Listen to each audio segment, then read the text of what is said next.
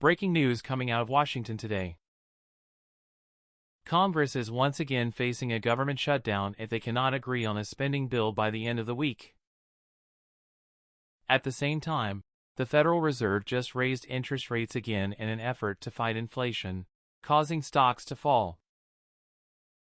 Let's break down exactly what is happening and what it could mean for Americans. Government shutdown looms.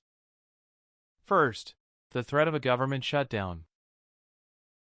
Congress has until midnight on Saturday to pass a spending bill to fund the government for the new fiscal year that begins October 1st. However, House Republicans are demanding steep cuts to spending while Democrats argue the cuts would hurt critical programs. If Congress cannot reach a deal by the deadline, funding will expire and many non-essential government services will shut down until an agreement is made. National parks would close, thousands of federal employees would be furloughed, and delays would ripple through services like passport processing. The last government shutdown in 2018 to 2019 lasted a record 35 days and had wide-ranging impacts on Americans. Both parties want to avoid a drawn-out shutdown, but compromise has proven difficult so far. Fed raises rates again. At the same time as the shutdown threat, the Federal Reserve raised interest rates by another 0.75% yesterday in its ongoing battle with soaring inflation. This marks the fifth straight rate hike this year. The Fed is intentionally slowing the economy and making borrowing more expensive in an effort to cool demand and bring down prices for goods and services that have skyrocketed over the past year and a half.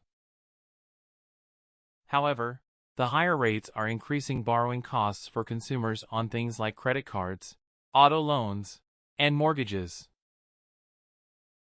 Businesses are also facing higher lending rates, which could force them to cut back on investments.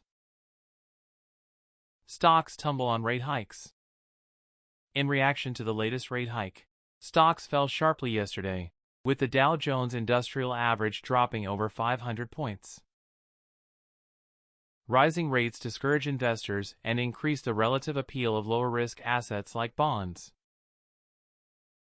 The Fed has indicated they will continue raising rates into next year. This means volatility in the stock market is likely to continue as investors digest the impact of tighter monetary policy. Prolonged falling stock prices could dent consumer confidence and business activity. Closing thoughts. So in summary, we've got a potential government shutdown, the Fed aggressively hiking interest rates, and stocks taking a hit.